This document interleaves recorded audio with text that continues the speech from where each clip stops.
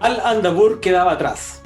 Todas sus maravillas y peligros, así como sus brillantes torres y detestados muelles, finalmente habían desaparecido más allá del horizonte. Y el mar Esmeralda se abría en toda su inmensidad ante el intrépido, que nuevamente volvía a surcar sus aguas, después de haber sido reflotado con el poder de la magia. El cielo estaba completamente despejado, y Acheron pensaba en todo lo vivido durante los días anteriores. Parecía todo tan lejano y tan cercano a la vez, como si hubiese sido un sueño. Pero no, todo había sido real. La primera vez, primero conocer a Chara, luego perder al intrépido a manos de Kargan, descubrir que el cuarto todavía vivía, Tani usando toda su magia para reflotar su barco y, finalmente, el peligroso escape desde la bahía de Al-Andabur. Era demasiado, incluso para un pirata como él. ¿Y cómo se siente el capitán?, dijo Chara con una sonrisa. Feliz, respondió Acheron. Todavía me cuesta creer que lo logramos, que al salir de Al-Andabur, en medio del fuego cruzado. Pero lo hicimos, o mejor dicho, tú lo hiciste. Lo hicimos entre todos, no lo habría logrado sin mi tripulación, sin Tani y sin ti. Vamos, el gran capitán pirata se va a poner sentimental. Entonces sí tienes un corazoncito, dijo burlona. Puedes reírte, pero créeme, no sabes la felicidad que tengo de haber recobrado el intrépido, respondió eufórico. Y en gran medida se lo debo a Tani. Sí, la misma pequeña maga que no quería subir a bordo. Lo sé, y por eso mi agradecimiento es aún mayor. Amigas y amigos, con ese pequeño extracto de la lanza rota de nuestro invitado del día de hoy, damos comienzo a este nuevo capítulo de ¿Y tú querías? En cuarentena. ¡Bravo! ¿Cómo están, chiquillos? Chiquilla. Hola, hola. Saludamos a Alberto, nuestro invitado del día de hoy, Alberto Rojas. Quisiera saber primero cómo está Alepín el día de hoy.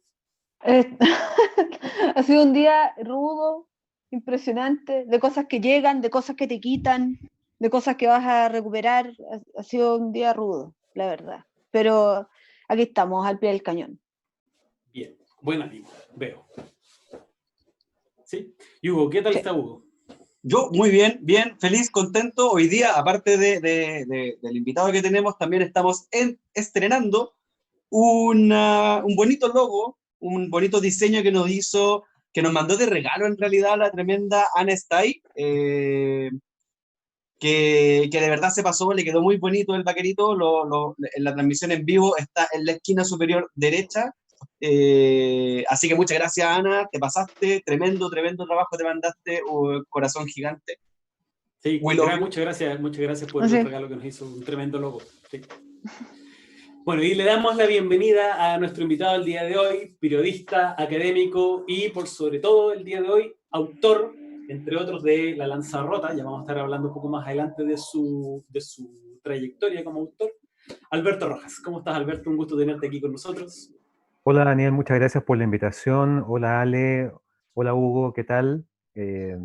Nada, contento de verlos, porque si hay una cosa que se echa de menos en estos momentos es la posibilidad del contacto más personal, de tomarse un café con los amigos, de encontrarse en las actividades literarias o simplemente, no sé, encontrarse en algún punto de la ciudad, del tiempo y del espacio. Así que yo creo que siempre es bueno y les doy realmente muchas gracias por la invitación.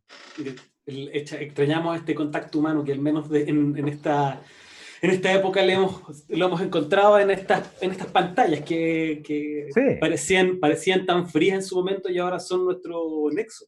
Increíble. exactamente. Mantenemos así el contacto y sabemos lo que le pasa al otro, podemos compartir lo que nos pasa también.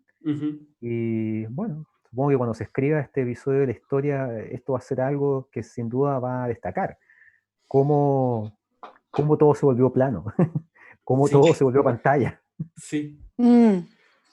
Pero tiene que ver un poco igual con la visión que hubo en algún momento del futuro, de las comunicaciones con imagen que se veían como, en algún momento se veían como algo irreal, ahora son una necesidad. O sea, Es curioso ver cómo esto que parecía en algún momento una ensoñación, hoy día es parte de un poco una distopía. bueno, si tú piensas que en Fahrenheit 451 se mostraba o se describían pantallas del tamaño de paredes completas, en este mundo en donde estaba prohibido leer y ese tipo de cosas. Entonces, sin duda que fuimos hacia ese camino de una u otra manera. Probablemente esas pantallas gigantes del tamaño de una pared ahora están en la palma de tu mano, en tu celular o en un tablet. Y no deja de tener también ciertos guiños distópicos, como tú dices, a esa presencia del Gran Hermano en 1984 eh, en todas partes, digamos, omnipresente. Sí, al final nos Pero transformamos todos a en el una Gran escala, Hermano. pero planetaria. Sí, Todos somos claro. el Gran Hermano al final. Pues el escrutinio público, con tener una cámara y una pantalla al alcance de la mano, podemos revelar cualquier cosa que esté ante nuestros ojos y como que se van difuminando los límites de la privacidad. Sin duda. Y aparte que tuvimos poco tiempo también para adaptarnos. Fue todo muy rápido. Podemos tener nuestra hora de odio, nuestro día de odio también de manera más o menos regular. Pasa también. Sí. No, sí, ha pasado todo lo que nos prometieron que podía pasar. Esa es la verdad. Falta la invasión alienígena. Que ya no ha pasado. Claro, no tenemos cómo saberlo. No vamos a saberlo al tiro. Oye, Alberto, ¿cómo has sobrellevado estos días de encierro?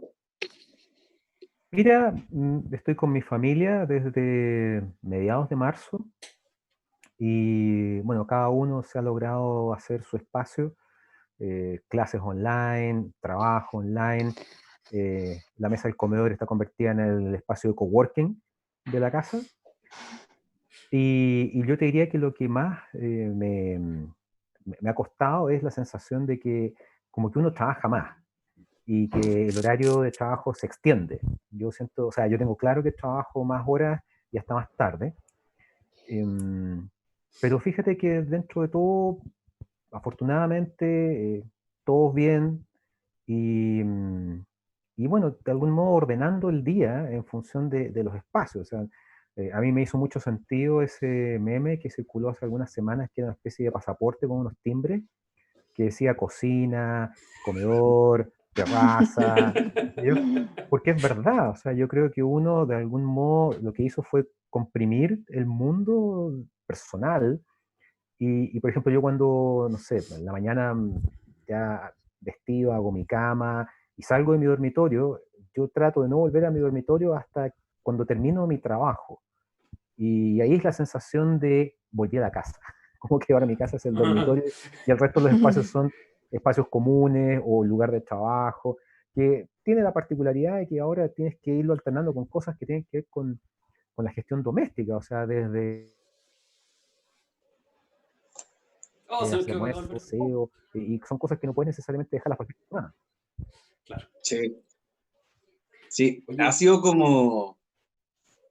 tal como decías tú, Alberto, es como adaptarse a todo esto. Y me imagino que tiene que ver con este salto rápido que tuvimos que hacer al teletrabajo, que más encima venía precedido de no se puede hacer teletrabajo porque la gente en la casa no trabaja, hasta que al día siguiente tuvieron que todos obligatoriamente migrar al teletrabajo. Fue como... Claro.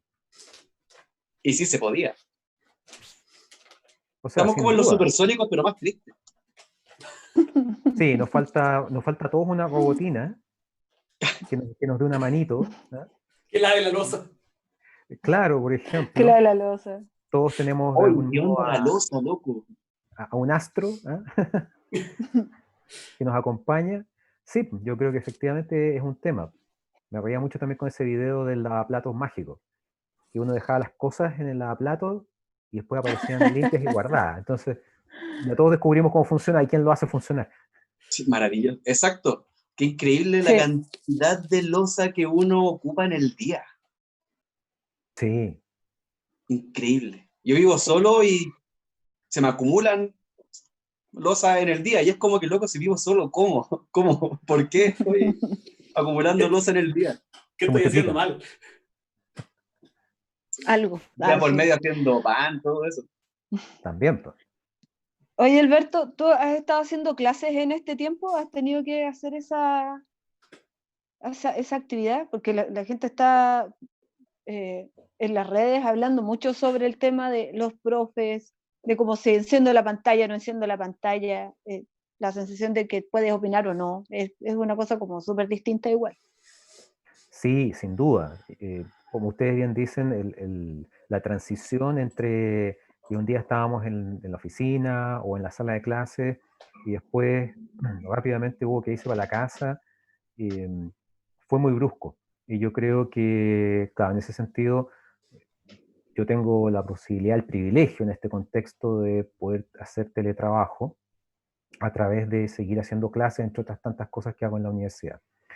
Y eso ha sido un proceso de aprendizaje tanto para los profesores como para los alumnos. No siempre ha sido fácil. eh, Muchas universidades tuvieron que partir haciendo un levantamiento de información práctica, crítica. O sea, ¿cuántos alumnos tienen o tenían un computador, un tablet? ¿Cuántos computadores había en la casa? Eh, y en fin, o sea, y ahí rápidamente hemos visto que ha habido campañas y estrategias destinadas a entregar computadores, a entregar tablets, a entregar planes de datos, porque de repente, por ejemplo, descubrimos que había alumnos que se estaban conectando a las clases online por el plan de datos del celular. Y eso se te va, qué sé yo, en 45 minutos. Entonces, yo te digo que Un una de día las de clase. no, y eso, una mañana de Ahora. clase con suerte. Entonces, yo te diría que esto lo que ha demostrado es que el nivel de digitalización de Chile era como para ciertas cosas. Ah, pero ahí tenemos un invitado, villano de invitado, Gatuno. Siempre Y quiere querido, venir a Falla. opinar por Él aquí la también falla. va a pasar. Sí. Y yo te diría que para mis alumnos en distintos ramos que hago, la mayoría, yo te digo, mantiene la cámara apagada, pero por un tema de ahorro de ancho de banda. Eh, Hemos aprendido mi clase presencial u online. Siempre, si alguien quiere hacer una pregunta, pregunta, ¿te fijas? No soy de los que dicen que hay que hacer una pregunta al final o ese tipo de cosas, no.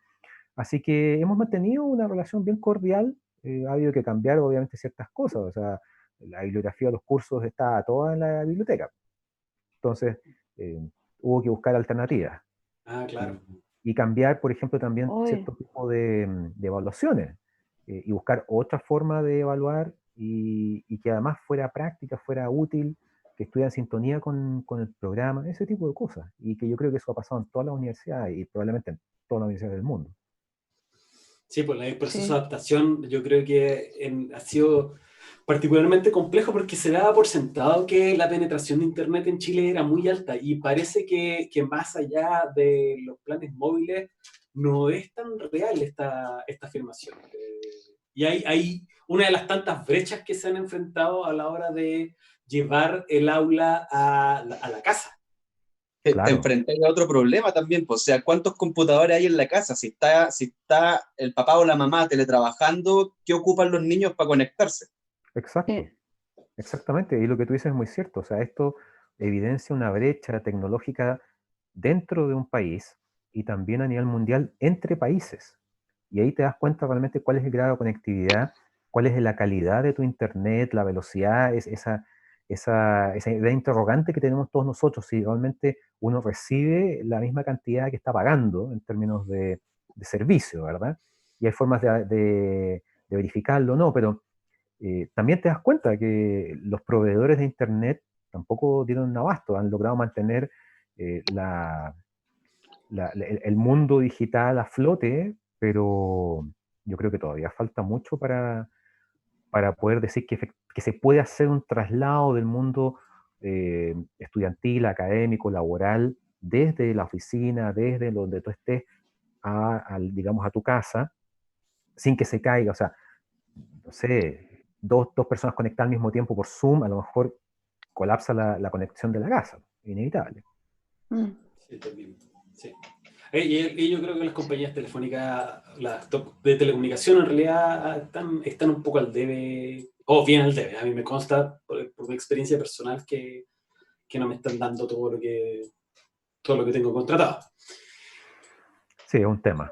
Sí. Oye, Alberto, vamos a lo que tiene que ver con los libros en particular, o con las historias, más que con los libros, así Sí, como en términos amplios. Eh, ya vamos a entrar un poco en lo que es tu vida como autor, pero antes de eso quisiéramos que compartieras con nosotros cómo empezó Alberto Rojas su vida como lector, o cómo fueron sus primeros pasos para conocer a las historias que nos cuentan. Mira, siendo niño yo tuve una ventaja muy grande, un privilegio, y es haber tenido padres y abuelos que siempre estuvieron ahí para incentivar la lectura. Em, Abuelos que me regalaron, o sea, estamos hablando de, yo soy de super siglo pasado, o sea, yo nací el 70. Estamos hablando que en la década de los 70 y 80 las librerías eran muy distintas a las de hoy, las bibliotecas también. El acceso a los libros, los títulos que podían llegar a Chile era muy distinto a lo que tenemos actualmente. No obstante eso, el recuerdo que yo tengo es de mis padres y mis abuelos, por ejemplo, regalándome novelas de Julio Verne, novelas de Emilio Salgari, que me gustaban y me gustan mucho todavía, y con la posibilidad también de elegir. O sea, de repente yo recuerdo haber ido con mi abuelo al centro de Santiago y haber pasado por alguna librería y que él me dijera, elige un libro. Y yo tenía esa libertad, insisto, asumiendo que el catálogo para elegir era bastante restringido. Y sobre todo los libros importados no eran baratos.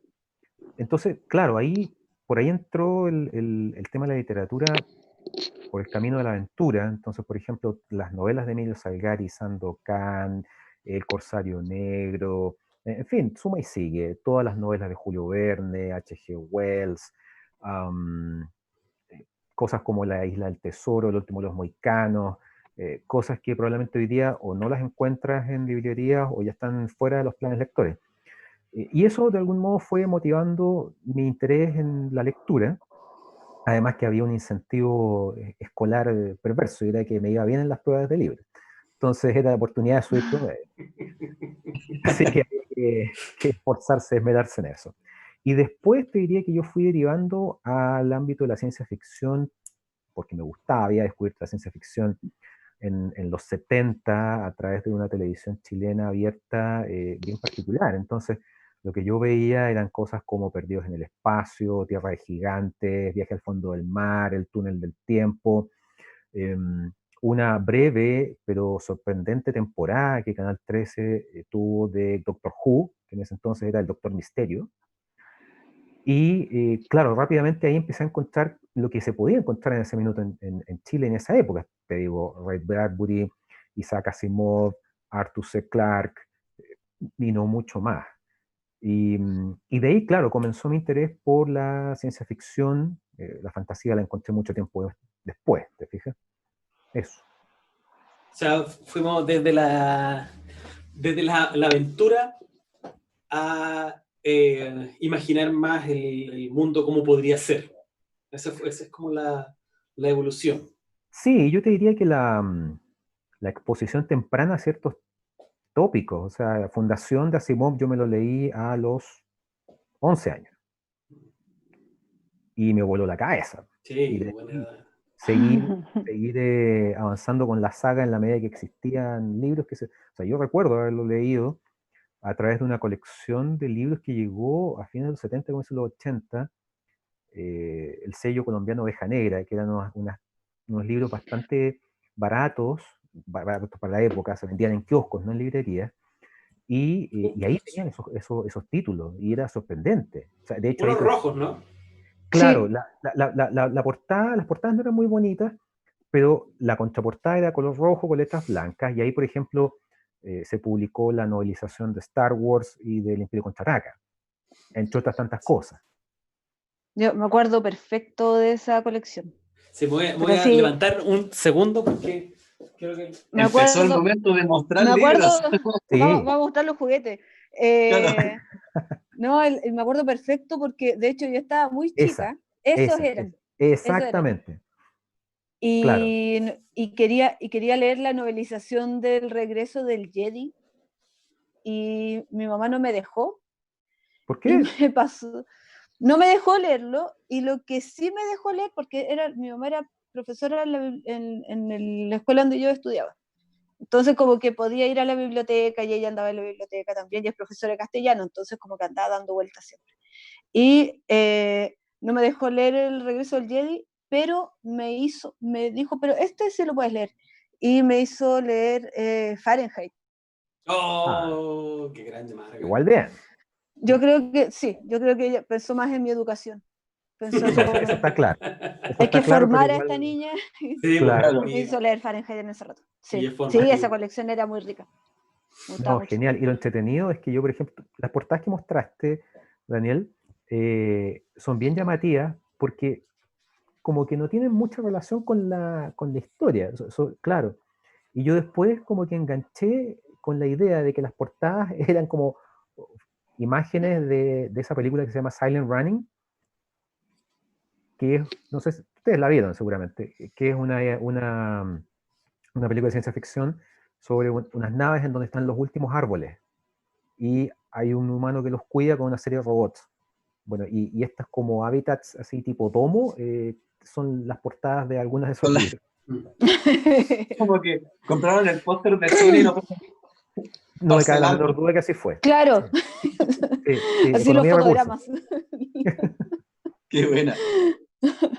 Entonces, cuando ya estaba, porque considerando que tenías esta oportunidad de poder leer o elegir cosas que leer, y que tenías formado un hábito lector también desde muy niño, incentivado por todo, ¿cuál sientes tú que fue como el gran libro de ese momento que te permitió como, más que descubrir la magia de los libros, decir así como, esto despierta mi creatividad, esto representa una historia que yo podría contar o que me gustaría contar? Onda como empezando a entrar a hurgar entre las inquietudes escriturales. Yo te diría que a mí me sorprendió mucho la saga Fundación. Y de ahí tuve una suerte increíble porque cayó en mis manos un ejemplar de Duna. Estamos hablando de 11, 12 años. Y eso me sorprendió mucho. O sea, me sorprendió la trama, pero la capacidad de construcción de universos, la complejidad, los detalles. Probablemente Duna tiene más de eso que Fundación. Ahora, si uno toma todos los libros de Fundación, a lo mejor más o menos empata. No sé, habría que hacer un estudio de contenido. Pero eso a mí me sorprendió mucho. Y de ahí la idea de construir cosas, mundos, como que quedó instalada. De hecho, yo comencé a escribir tipo 12, 14 años. Y lo que hacía era escribir a mano. Yo aprovechaba los cuadernos. Típico que a fin de año te quedan cuadernos con hojas sobrantes, ¿verdad? El de matemática, el de inglés, qué sé yo. Entonces yo usaba esas hojas sobrantes para escribir a mano cuentos. Y recuerdo que me lancé en una cruzada prácticamente por crear una especie de fundación, una especie de Duna, pero muy a una escala mucho más modesta e imperfecta, ¿te fijas? Pero esta cosa de grandes imperios, de luchas políticas entre planetas, ese tipo de cosas, a mí me voló la cabeza. Y en ese sentido, claro, yo ahí aprovechaba de leer cualquier cosa que más o menos se pareciera, incluyendo errores involuntarios. O sea, esto no es más que una anécdota, pero yo un día encontré en la biblioteca de mis papás A Sangre Fría, de Truman Capote. Y comencé a leerlo pensando que era una novela de vampiros. Y la decepción fue grande cuando llegué al final y dije, no, que no hay vampiros. ¿Por qué tiene este título? Claro, es una historia bastante más sangrienta, menos paranormal. Pero claro, yo ahí leía cualquier cosa que enganchara en esa línea.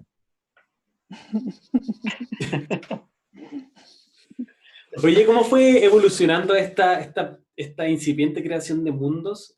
Muchas de las personas con las que hemos hablado, incluido nosotros mismos, nos ha pasado que durante la adolescencia se ha cortado estas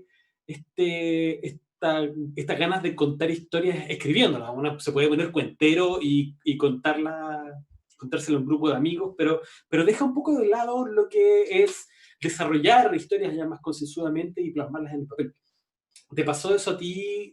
¿Seguiste, no tuviste esta interrupción? ¿Cuándo lo retomaste? Si es que se interrumpió, ¿cómo fue eso?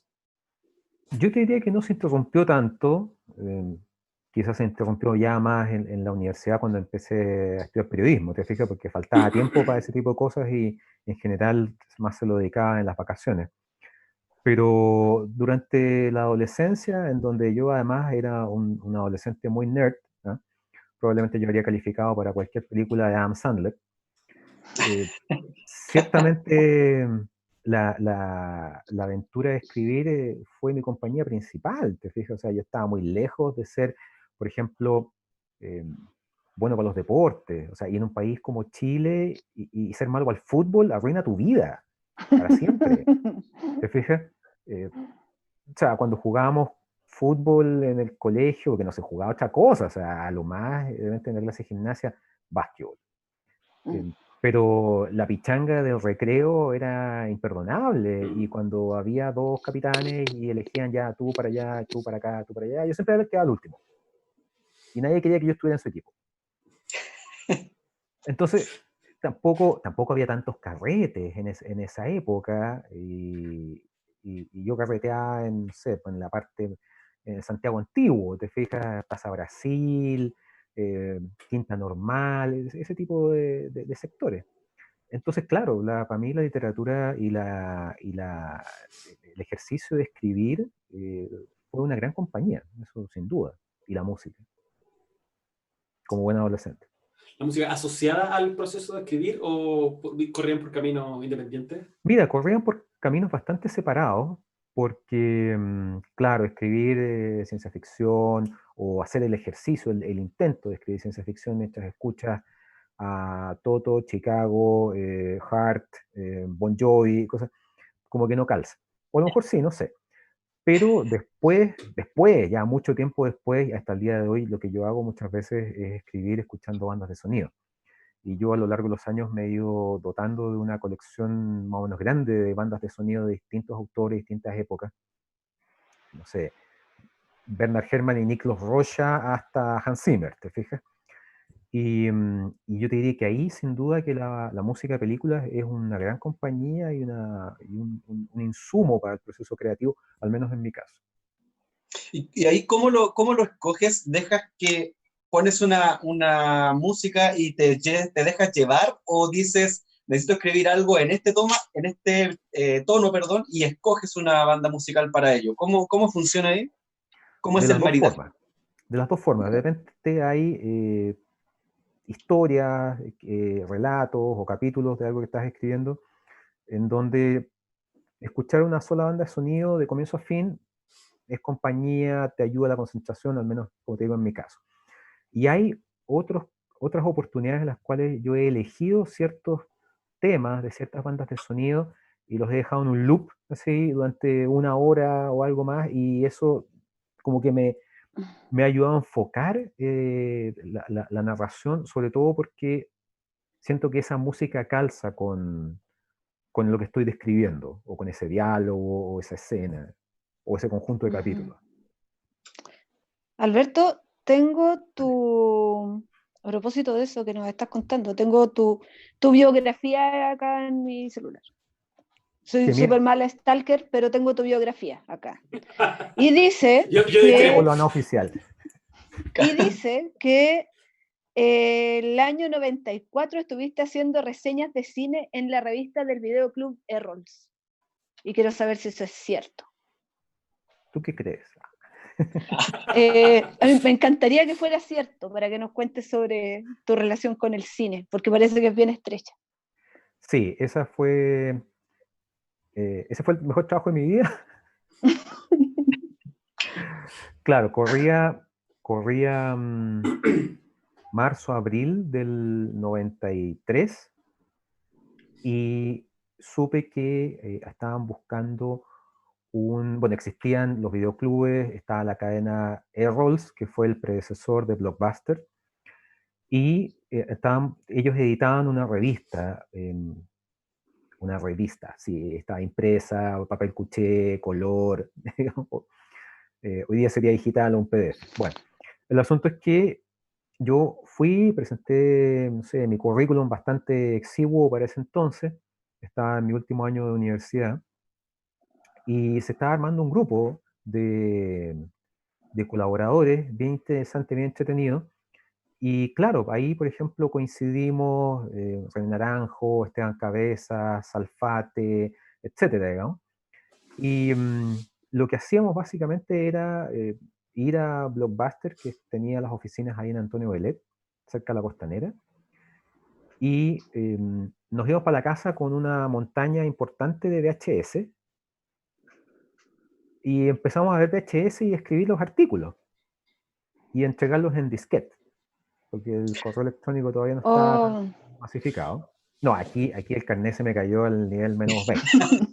Iba a preguntar Tal qué vez, procesador de texto estaba. Puedo tal ir con vez eso. deberíamos explicarle al público más joven de qué se trata todo esto. ¿Qué es No, un claro. disquete? ¿Qué es Claro. VHS? ¿Qué es disquete? Sí. Entonces, claro, yo me dedicaba a hacer reseñas, comentarios, de repente algún artículo sobre las películas que veíamos. A veces salían firmados, a veces no. Y la mejor parte era que además tenías la posibilidad de ir a ver las películas que se estrenaban en cine, pero las funciones de prensa. Entonces, eso ya era extraordinario. Y el mejor momento fue cuando me llegó una invitación para ir a la premiere de Parque Jurásico, Oh. Oh. en el cine Lido. Y fue alucinante, porque en el fondo ver por primera vez la película, hoy día uno la ve en cualquier momento, ¿no es cierto? Pero ese momento, en 1993, ver una película así, el impacto es enorme, es tan difícil de describirlo hoy día, porque como que es difícil que una película te vuelva a sorprender de esa manera. Pero sí, esa fue una etapa súper, súper linda que duró hasta que se acabó Errol y lo compró Blockbuster, que a medida que fueron pasando los meses fue achicando las páginas de la revista. O sea, en su momento Errol tuvo una edición para Chile, Argentina y Perú. Y bueno, después con Blockbuster eso se fue reduciendo y finalmente quedó convertido en un tríptico en donde solamente venían las portadas de las películas que entraban mes a mes y las promociones de cabritas y después los videojuegos y ahí nosotros entonces tuvimos que salir a buscar otra pega. No hay mucho más que hacer. Claro. ¿Cuánto tiempo más o menos estuviste haciendo eso, Alberto? Año y medio, casi 2 años, te diría yo. Sí, sí. Soñado el trabajo. No, extraordinario, además en esa época. Soñado. Todo el Claro. rato. O sea, es que imagínate lo que eso significa en un mundo en donde no hay internet. Y la posibilidad de enterarte de cosas están, no sé, condicionadas a lo que de repente publicaba una revista o el diario o qué sé yo, ¿te fijas? Entonces, que te lleguen, o sea, que tú vas a la oficina y te pasen un montón de cassettes de VHS con las películas que nadie había visto. O sea, claro, en algún momento habían estado en el cine, pero también había muchas películas que no habían sido estrenadas en cine. O sea, yo me acuerdo de haber visto ahí, por ejemplo, Los Duelistas, de Ridley Scott, Oh. que es una película maravillosa, extraordinaria, impresionante, y claro, te encontrabas con esas joyitas, de repente te encontrabas con cosas que no, un poquito más light. Pero claro, esa era la sorpresa, tú no sabías qué película ibas a ver. Era como igual provocaba ansiedad saber con qué te ibas a encontrar. Pero Porque claro, por tampoco, supuesto. tampoco teníais la posibilidad de que te llegue de afuera información como que, loco, va a llegar esta película a fin de mes a Chile, ojo, atento, hype. Claro. No, era un poco a la suerte de la olla. Era la pesca milagrosa. Y de repente otros amigos se llevaban otras películas que tú querías ver y sabías que ellos se las llevaban y ellos iban a escribir y tú no. Entonces, bueno, ahí se buscaba un equilibrio. Las frustraciones dentro de tanta maravillosidad. Sí, no, maravilloso, maravilloso. Alberto, hablemos un poco de, a ver si podemos hacer el vínculo de este mismo trabajo con cómo se fue gestando tu carrera literaria. Porque más o menos por esa misma época, o unos años después, apareció La Lanza Rota, ¿no? Sí, La Lanza Rota se publica la primera edición de La Lanza Rota Uh-huh. se publica en 1995. Fue posible gracias a un concurso literario, el concurso de literatura infantil y juvenil Marcela Paz, que organizaba la editorial universitaria. Y se publicaron las bases, los plazos de entrega, las características, cosas muy análogas comparado con el mundo actual. O sea, había que entregar 5 copias impresas anilladas, envueltas envueltas en un papel craft, este papel café, envuelto con cáñamo y con un sello lacrado. Muy tradicional. Era muy exigente. Muy exigente. O sea, y la peor parte fue lograr encontrar el lacre. Porque finalmente tú dices, bueno, en librería, no. Lo encontré finalmente en una ferretería. Y entonces todo el proceso de No, lacrar, no porque te pidieron el estampado de tu anillo. Del no anillo tenía, familiar. Así. no tenía Cera anillo, y así que usé un candado. Un candado se va... Odis. Claro, te fijas, o sea, el cardenal Richelieu podía tener un sello, el papa, algo que más entretenido, ¿no es cierto? Pero uno no tenía nada. Entonces dije, un candado. Entonces, claro, derretir la cosa y que goteara y poner el candado antes que se enfriara, bueno, ya, finalmente entregado. Y la verdad no tenía muchas expectativas, hay que decirlo.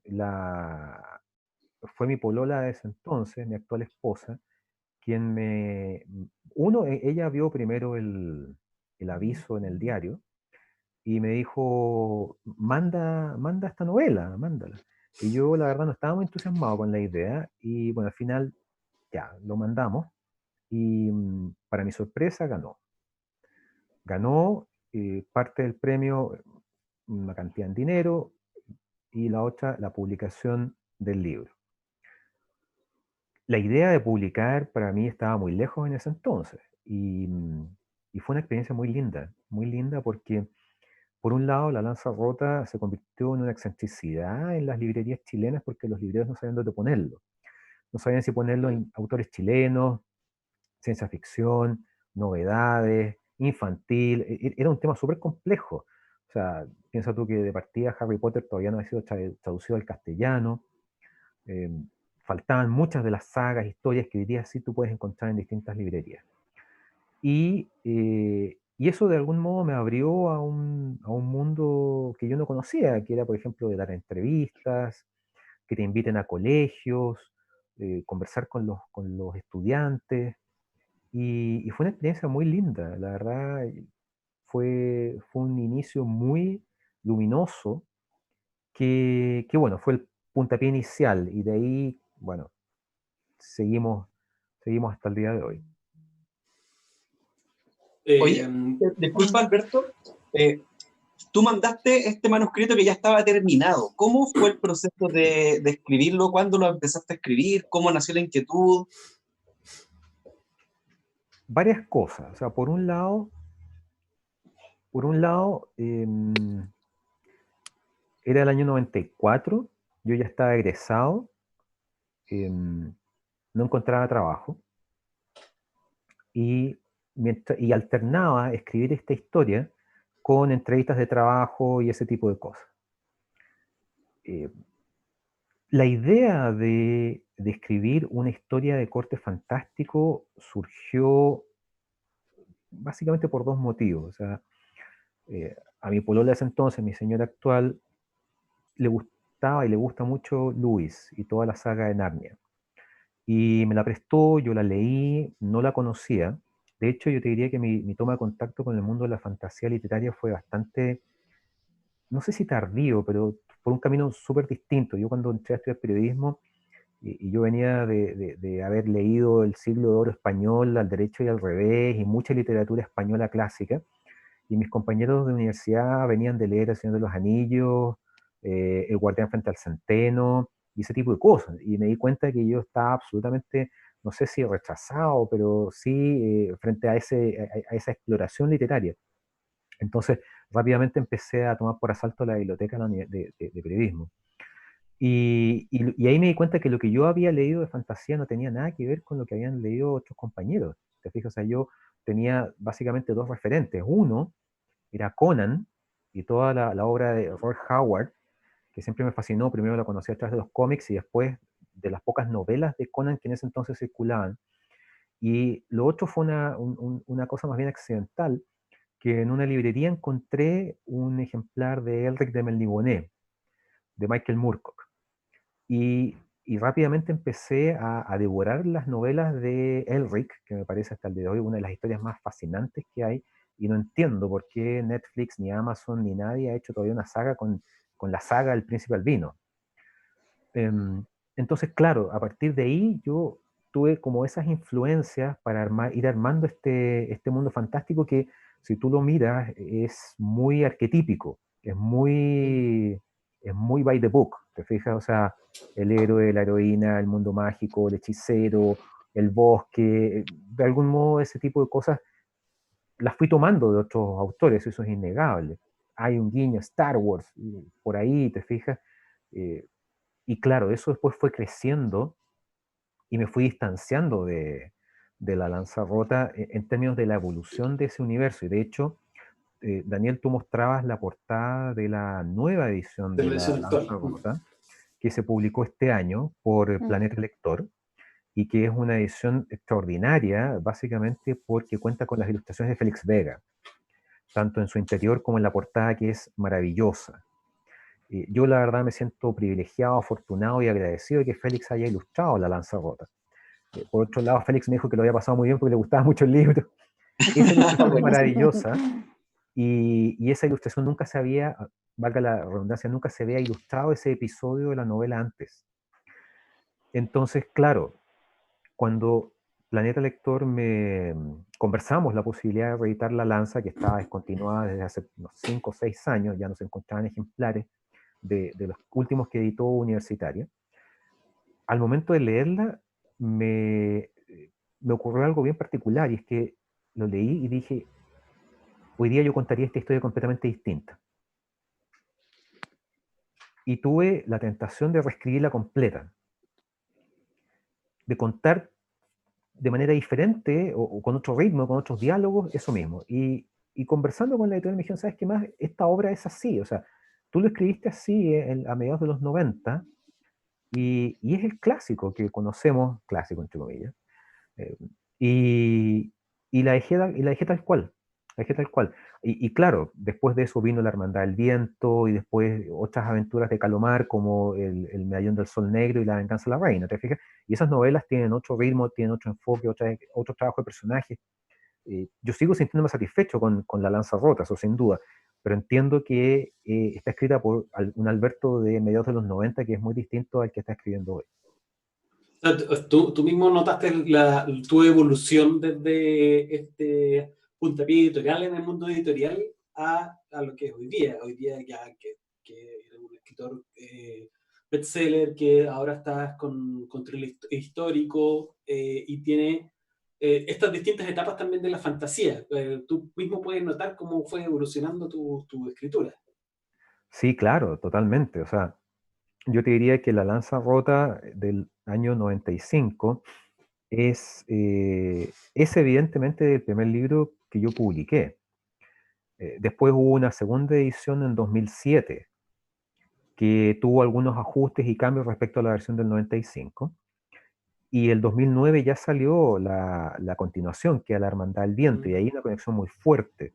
Pero después tienes El Medallón del Sol Negro, el del 2014, y La Venganza de la Reina del 2015, que se desarrollan en el universo fantástico de Calomar. Tienen otro protagonista, que es una protagonista, que es la Capitana Tramei. Y ahí te das cuenta, claro, ella, exactamente. Y claro, ahí te das cuenta que son etapas distintas y son enfoques, pero igual están conectados, es el mismo universo. Lo único que probablemente ha ido creciendo es el glosario que va al final de cada libro, comparado con el de la Lanza o el de la Hermandad versus los del 2014-2015. ¿Pero te satisface esta evolución?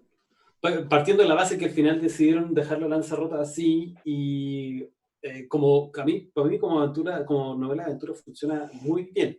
O sea, es un buen puntapié inicial y yo tampoco cambiaría gran cosa.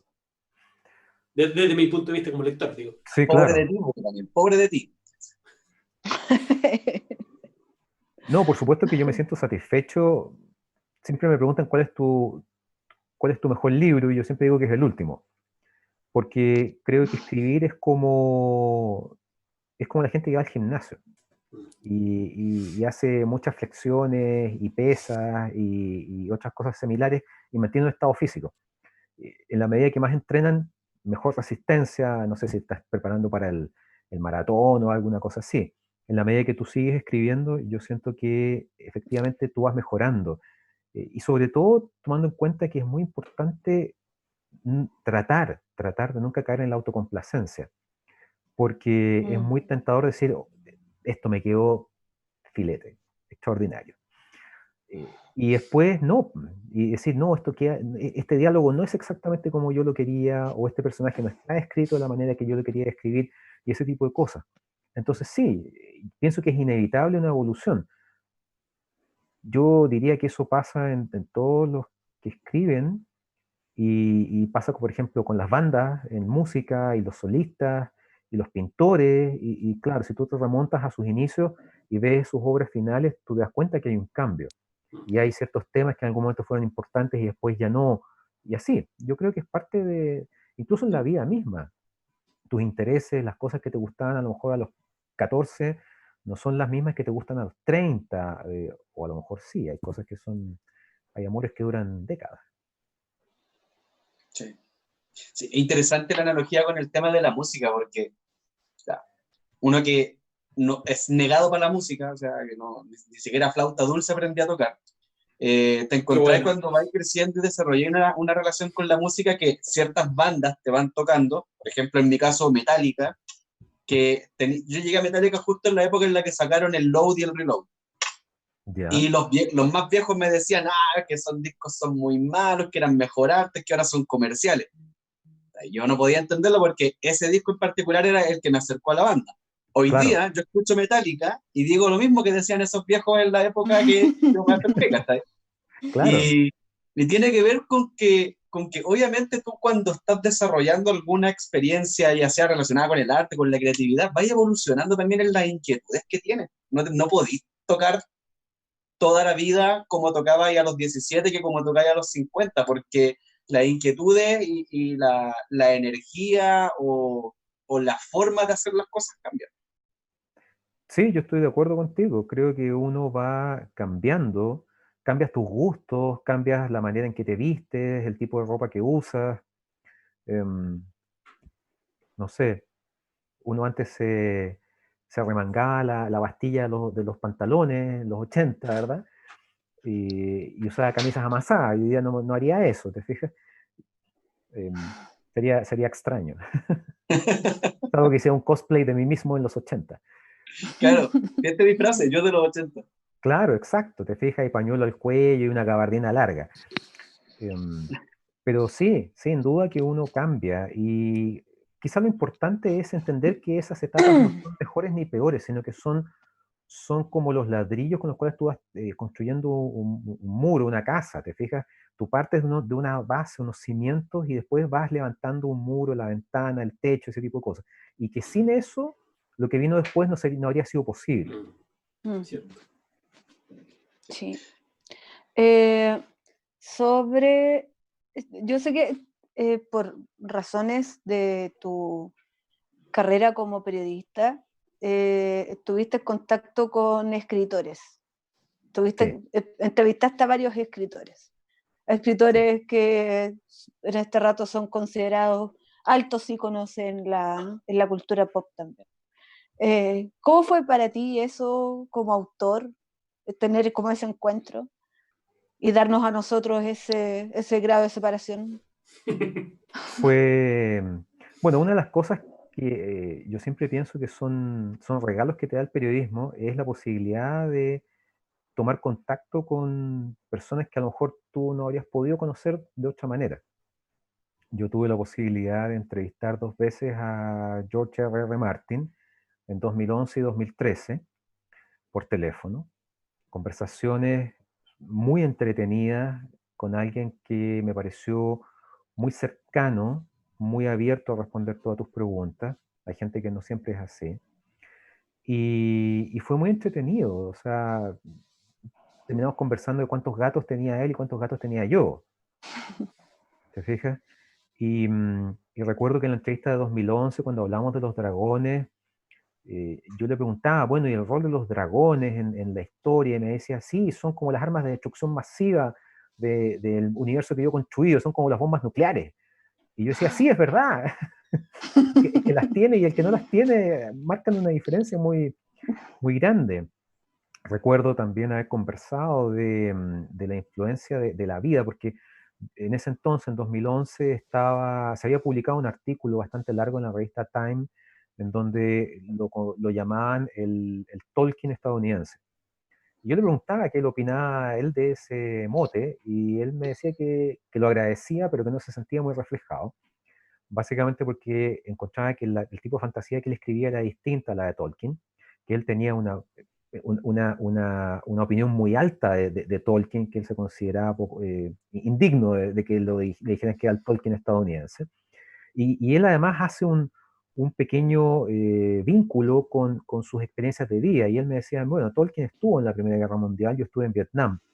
Y esas son experiencias que te marcan de maneras diferentes, en la forma en que tú construyes después los universos y los mundos literarios, ¿te fijas? Esas dos entrevistas las recuerdo con mucho cariño. Tuve también la posibilidad de entrevistar por correo electrónico a Patrick Rothfuss, que me pareció también sus respuestas muy entretenidas, sobre todo porque se notaba que estaba sumamente enredado con su saga, y prueba de ello es que todavía no hemos llegado al tercer libro que estamos todos esperando en algún minuto. Y también recuerdo haber, con bastante cariño, insisto, uno le tiene cariño a ciertos trabajos y ciertas experiencias, la posibilidad de haber estado con Stephen King, que fue una cosa muy, no sé si accidental, ¿ah? Pero bueno, podemos hacer algunas infidencias. Era febrero, no, era fines de enero, comienzo de febrero, sí, era febrero. Y gran parte del equipo de espectáculos del diario en donde yo estaba trabajando estaban ya camino a Viña. Y había surgido la posibilidad de un junket en Estados Unidos por la serie La Cúpula, que está basada en la novela Under the Dome de Stephen King. Y para eso, y el punto es que nadie podía ir. Y yo que trabajaba en la sección internacional, me dijeron, bueno, ¿tú sabes inglés? Sí, sí, yo sé inglés. ¿Y tú puedes ir a 3 días a Estados Unidos? Un día de ida, un día para trabajar y un día para volver. Sí, le dije, ningún problema. ¿Y cuál es el tema? Que hay un junket con Stephen King. Y yo dije, ¿dónde firmo? ¿A quién le tengo que pagar yo? Claro, Con la exacto. maleta. Claro, obvio. Me van a pagar por esto. Claro, me van a llevar. Y bueno, efectivamente fue un viaje muy entretenido hasta una localidad en la costa este que se llama Wilmington. Wilmington es como en Los Ángeles de la costa este, que es en donde se filman todas las películas que tienen que tener un bosque detrás o una serie así medio siniestra, porque tiene esa ambientación. Y claro, pleno invierno allá, hace un frío infernal, y las condiciones del rodaje eran bien, bien inclementes. Tuvimos un junket, una entrevista con los distintos actores, en fin, y la última entrevista fue con Stephen King, que me pareció un personaje bien, bien tributario de la leyenda que él ha construido, medio distante, sarcástico, no quiso sacarse fotos con nadie, pero respondió todas las preguntas. Y claro, ese tipo de cosas te influyen como autor. O sea, una de las preguntas que le hicimos fue, siendo que él es el rey de las historias de terror y horror y ese tipo de cosas, ¿a qué le tenía miedo él? Y él responde que a lo que más le teme es a perder su cerebro, perder la memoria, perder sus capacidades cognitivas, porque es lo que le permite ser quien es y es lo que le permite hacer lo que le gusta. Y eso me pareció muy profundo. Sobrecogedor. Sí, sí, fue un momento bien, bien especial. Así que sí, esa fue su respuesta. ¿Alguien a quien te gustaría entrevistar? Alguien a quien me gustaría entrevistar. Bueno, entre medio también tuve la posibilidad de entrevistar a Joe Abercrombie, que también es un autor importante dentro del mundo de la ficción. Y creo que me gustaría entrevistar a Cixin Liu, ya que he estado metiendo el tema de la ciencia ficción china, me llamaría mucho la atención, me interesaría mucho conversar con él. Sí, yo creo que ese podría ser un siguiente candidato. Grande ¿Qué este se, libro. ¿Quién se pone con los pasajes ahora? Claro, no, imagínate. Sería un privilegio. Hoy día más difícil que nunca.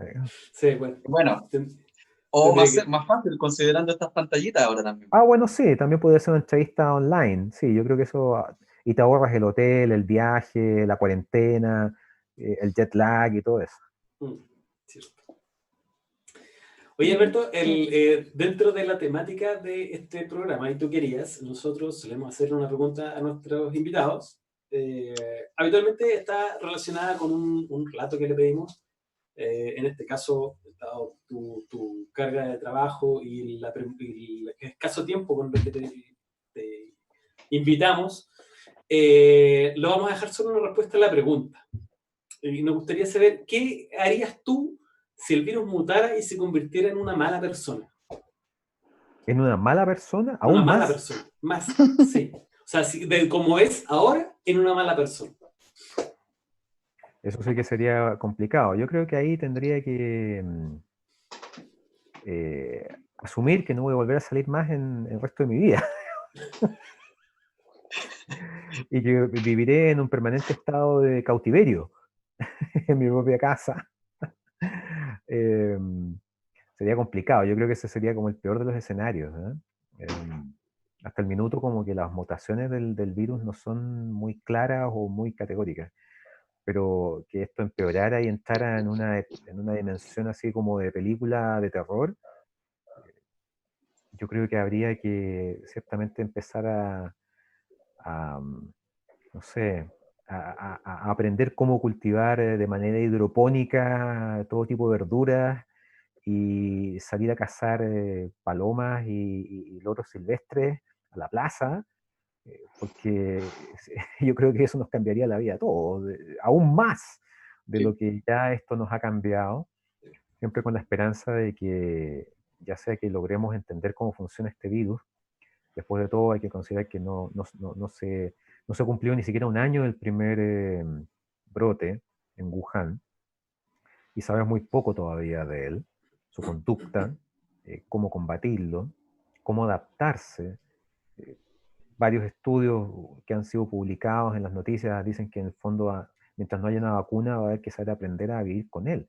Y a lo mejor eso va a determinar conductas de nuestras vidas que sean cíclicas y a lo mejor vamos a tener momentos de libertad, entre comillas, y temporadas en las cuales uno tenga que enclaustrarse. Una de las cosas que yo he hecho en este periodo es tratar de escribir algo en función de eso, y escribí un cuento que tiene que ver con eso, con gente que ya se ha acostumbrado a vivir con meses de libertad y con meses de enclaustramiento. Y cómo es, y el cuento comienza cuando se acaba, es el primer día en que uno ya puede salir. Pero después de muchos años de saber que esa es tu dinámica y que hay momentos en que dejas de ver a la gente en términos presenciales y las cosas que pasan en ese mundo. Entonces, sí, yo creo que iría por ahí. No sé si es mi mejor respuesta, pero creo que es lo que se me ocurre en este minuto. El Pero, domesticar a las palomas y a los loros me parece es bastante radical. O sea, yo creo que tendría que entrar a entrenar a mis gatos para que salgan a buscar palomas y otro tipo de animales que puedan ser comestibles. y Para... Eso, cruzando los dedos para que la mutación en mala persona no implique contagiar a los gatos y hacerlos agentes No, transmisores. no, claro, claro, exactamente. Eso ya sería el peor de los escenarios, imagínate. y además No, que no se coma la presa. eh, yo creo que no necesitaría mutar para comerse la presa. Podría pasarse de listo y no volver. No volver con los huesos, volver con las plumas, ¿no? Yo creo que conociendo cómo son los gatos, a veces sí, que siempre son más inteligentes que uno. Y son particularmente egoístas. Tienen su carácter. Yo diría que tienen su carácter. Particularidades. ¿Saben cuál es saben cuál es tu lugar en la escala evolutiva? Y por eso tú le sirves a él, Claro. no al revés. Oye, Alberto, Dime. quiero hacerte una pregunta que nos dejó Antonio Alcayaga en el Instagram, ya, considerando que Antonio Alcayaga hace poco leyó El misterio de la Biblioteca de Lima Un y saludo, Antonio. pregunta qué ¿qué estás pensando o qué estás planeando para una próxima novela? No necesariamente a continuación de la Biblioteca de Lima, pero para una próxima novela, ¿cuáles son tus inquietudes o las cosas que te gustaría abordar? Estoy trabajando en una próxima novela que va en la línea de lo que fue El secreto del Dresden y El misterio de la Biblioteca de Lima. Es un nuevo thriller de corte histórico con un misterio que se va a mover entre Estados Unidos y Rusia. No puedo adelantar mucho porque no está terminada, la trama definitiva no está totalmente cuajada. Pero va a ir en la línea de mis dos últimos libros y esperando que sea igual de entretenida para los lectores como lo han sido estos dos anteriores. Y después de eso es probable que haga una pausa con la novela del tipo thriller histórico, porque tengo una idea, es más que una idea, tengo una novela que comencé a escribir en 2011 y que es una ucronía. Ah, buenísimo. Y, y que bueno, la fui dejando de lado por distintos motivos. Entre medio, bueno, tú sabes, uno no es escritor a tiempo completo, entonces uno tiene que dedicarle tiempo a otras cosas, con las cuales paga las cuentas. Entonces, Hay claro, que comer. hay que comer, hay que pagar la electricidad, la internet, sobre todo en este minuto, la internet es muy importante pagarla bien a comienzo de mes. Entonces, claro, esa historia ucrónica se fue quedando en el tintero, entre medio estuvieron las dos novelas de Calomar, protagonizadas por la capitana Tramey, hubo varios cuentos publicados en distintas antologías, y llegó El secreto del Dresden y llegó La Biblioteca de Lima. Entonces, después de que termine esta novela, me gustaría retomar esa novela que dejé bastante empezada en 2011 y que se ambienta en un mundo ucrónico en el cual la Guerra Fría nunca ha terminado. Interesante. No va por el universo de La Sombra de Fuego. No, no, va a estar ambientado ya entrado al siglo XXI. Perfecto. Esos La son los compro. planes de momento. Guárdame una. Bacán. Oye, ¿y alguna Entiendo. colaboración con Tres Balas, con el universo Tres Balas en la Pampa por ahí? No se ve a futuro. Bueno, Pregunto. ustedes saben que ganas no me faltan, lo que me falta es tiempo. Necesito el giratiempo de Hermione para esto y muchas otras cosas, ciertamente. Pero me encantaría, o sea, y si en algún minuto se arma una antología, un relato, yo creo que sería muy entretenido entrar al universo de Tres Balas en la Pampa. Eso nos gusta. Es- Eso nos gusta. Eso Atento, nos tío gusta a Aurea. todos. Atento, Sí, tío Aurea. yo creo que eso, muchos lectores también lo están esperando, así que, pero bueno, escribir siempre toma tiempo. A mí una de las cosas que me agrada y me frustra al mismo tiempo es que uno le dedica una novela 1 año y medio, 2 años, y cuando el lector te dice, me encantó tu novela, me la leí en 2 días. Es como, Es como el jugo de naranja. claro, es como, Sí. ¿qué quieres que haga? O sea, ¿y cuándo viene el próximo? Bueno, 2 años más. Espera, por necesito, favor, por claro, favor. espera un poco. Esa es la gran limitante que tiene esto. Alberto, ¿alguna intención de retomar el universo Calomar en algún momento? Sí, sí. Mira, de algún modo Calomar ha vuelto a las librerías, ha vuelto a los lectores en esta edición 2020, que además, si tú calculas, es una edición conmemorativa, porque se cumplen 25 años de la primera edición de La Lanza Rota, lo cual no deja de ser impactante. Y bueno, este año ha tenido una buena recepción en la medida de lo posible, en la medida de que la gente lo alcanzó a encontrar en las librerías antes de entrar en esta dinámica de las cuarentenas. Está disponible en formato ebook y también se puede comprar impreso online. eh, pero claro, igual ha sido un poco más difícil que llegue a los lectores. La idea, al menos como lo conversamos en algún momento con Planeta Lector, es reeditar después La Hermandad del Viento, que sin duda que yo creo que ganaría mucho si es que además Félix eh, se hace el tiempo y el privilegio de poder ilustrarlo de nuevo. Y eventualmente eventualmente, después de la Hermandad del Viento, siempre se habló de una tercera parte, pero que no se concretó en su momento por razones más bien coyunturales. O sea, después de que yo publiqué La Hermandad del Viento en 2009, salté hasta 2011 con La Sombra de Fuego, y para ese entonces ya la librería, o sea, perdón, la editorial universitaria había entrado en una etapa de crisis económica y después se reinventó solamente como una editorial de corte académico universitario, ¿te fijas? Entonces, claro, siempre quedó esa idea y existe un esqueleto de lo que podría ser un tercer libro que cerrara lo que comenzó con La Lanza y que continuó con La Hermandad del Viento. Pero fecha en este minuto imposible de dar una fecha concreta. Pero al menos la intención está, que es lo que a Sí. algunos nos importa mucho. Es lo que nos entusiasma. Mira, Sí. yo le tengo mucho cariño al universo de Calomar, y sin duda que me parece un universo que se puede seguir explorando en combinación con otros proyectos como son estos thrillers históricos, quizá más bien para lectores más adultos, pero no significa que yo haya olvidado a Calomar, ni mucho menos. El tema es cómo irlo adaptando en la medida que además yo envidio a los escritores que pueden estar escribiendo dos o tres novelas al mismo tiempo. Yo no puedo. Yo necesito como enfocarme y seguir esa hoja de ruta hasta terminarlo. Entre medio, claro, se te ocurren ideas y uno las va anotando para cuando termine. Pero obviamente toma tiempo. Y en épocas de cuarentena y encierro, bonito viajar a estos mundos abiertos y grandes que Sí, se han creado. yo creo que es para cualquier lector, están dentro de una colección más juvenil, pero cualquier lector puede encontrar ahí un mundo al cual aventurarse. Y me consta que muchos lectores adultos en su minuto me dijeron, mira, La Danza Rota a mí me gustó mucho porque me hizo recordar las novelas de Emilio Salgari, me hizo recordar novelas como El último de los mohicanos, La isla del tesoro, en fin, la aventura es siempre eso, es el viaje, los personajes, el cliffhanger, ¿no es cierto? ¿Qué va a pasar en la siguiente capítulo? ¿Qué viene después?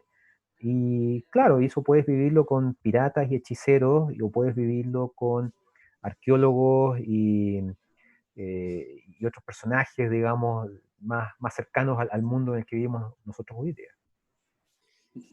Yo tengo que decir que tenía la edición del 2007 de La Lanza y Ajá. aún así me compré la edición nueva porque es una cuestión demasiado hermosa. Sí, no, yo siento que La Lanza Rota revivió, renació, incluso me atrevería a decir que rejuvenece con las ilustraciones de Félix, sin desmerecer, por supuesto, ninguna de las ediciones anteriores, pero creo que se conecta mucho mejor con los lectores de este tiempo. Y además Félix es una persona muy creativa y muy sensible. Yo siento que él logró empaparse de la trama y los personajes al momento de trasladarlos a imágenes. Un grande Félix. Oye, Sí. los libros Sí. de Alberto, el secreto del Dresden y el misterio de la biblioteca de Lima están disponibles en Espacio Forestal para quienes estén interesados en adquirir las copias, los ejemplares físicos. Súper buen dato. Hay que empujar y ayudar a todos los libreros, Espacio Forestal y a todos los otros que están haciendo el esfuerzo de acercar los libros por distintos métodos y muchas veces medios engorrosos a los lectores. Yo creo que las librerías han sido uno de los muchos sectores golpeados con esto, y si uno puede ayudarlos en ese sentido, comprando los libros que uno quiere leer, genial. Sí, perfecto. De acuerdo. Estamos muy contentos con todo esto. O sea, bueno. con todo esto, esta conversación y poder hablar de con esta conversación. Con esta conversación. Con esta conversación. Sí, pero poder abrirlo también a acordarnos de los amigos que nos han abierto las puertas para expresarnos y poder apoyarlos de alguna forma, aunque sea recomendándole a la gente que acude a ellos para obtener libros que no los van a que los van a satisfacer, que los van a llenar, que van a llenar los vacíos que provoca este momento de angustia, este momento de encierro. Eso me provoca a mí alegría de que podemos estar todos centrados en esos temas, a pesar de todo lo que está pasando. Sin duda, una buena lectura es una ventana que te permite tener aire fresco en tu vida, en tu casa, en tu departamento, estés solo o no.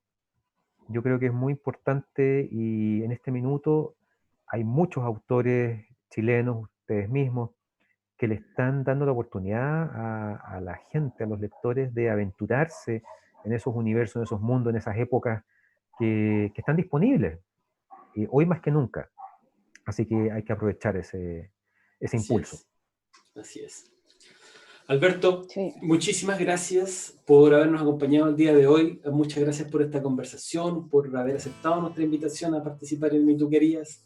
De corazón espero que podamos juntarnos nuevamente tanto en estas conversaciones como en el contacto cara a cara, que espero que sea más pronto que más tarde. Reitero, muchas gracias, fue una conversación muy grata, estoy muy contento de verdad por haber tenido este invitado de lujo el día de hoy. Y nada, pues espero que lo hayas disfrutado tanto como yo, y como espero que lo hayan hecho también la Lepin de lujo. Yo estoy muy contento, les agradezco enormemente la invitación, porque este tipo de conversaciones, que es al final de cuentas una conversación entre amigos. Bueno, con Daniel y con Hugo nos conocemos más que con Ale, así que ya habrá otra oportunidad para seguir conversando y conocernos y compartir ideas cinéfilas, ¿no es cierto? Así que nada, el agradecido soy yo, estoy muy contento, espero que se repita en estas circunstancias, ya sea virtuales o presenciales, y nada, y sigan adelante con el programa, de todas maneras. Muchas gracias. Muchas gracias. Gracias. Gracias a ustedes. Chicas, Sí. chicos, ¿algunas palabras de despedida? Yo, dos cosas. Primero, quiero recordar que este programa sale al aire a través de Opinión Marciana, y Opinión Marciana tiene Patreon.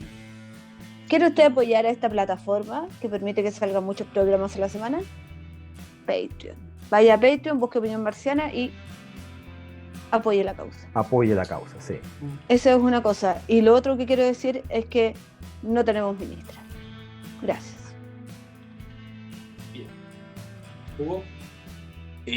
Bueno, reiterarle a Alberto las gracias por estar acá, por la conversación. Desearle mucho éxito, tanto con lo que está haciendo con la biblioteca del Ministerio de la Biblioteca de Lima y con lo que se viene por el lado de la reedición de estas novelas del universo de Calomar. Que vengan muchas historias más. Apoyo el tema de Patreon también con como lo menciona Lepin, Opinión Marciana abrió un espacio, estamos acá gracias a ellos, y otros programas también están acá gracias a ellos, así que si quiere apoyar, vaya a Patreon, Opinión Marciana, apoye. Gracias a la Ana Stay de nuevo por habernos regalado ese hermoso loguito para nuestro programa, y también decir que los 31.000 importan, son 31.000 personas que pasaron malos momentos por la enfermedad, y encuentro un poquito impresentable que nos hayamos olvidado de contarlos como contagiados y hacernos cargo también de su salud. Así es que eso quería decir. Exactamente. Bueno, muchas gracias nuevamente a Alberto por habernos acompañado el día de hoy, a Lepin, a Hugo. Como reiteramos semana a semana, por favor cuídense, eviten salir de sus hogares en la medida que sea posible. Lávense las manos. Lávense las manos, tomen Sí. todas las medidas de higiene. Cariño. Si tienen que salir, por favor, cuídense mucho, sus vidas importan, las de las personas que los rodean también, las del personal sanitario también, que está trabajando a full, a tope, a pesar de todas las ineptitudes que han tenido que enfrentar y los malos manejos. Por favor, cuídense, cuidemos a los demás, respetémonos unos a otros, de esta cuestión salimos todos juntos.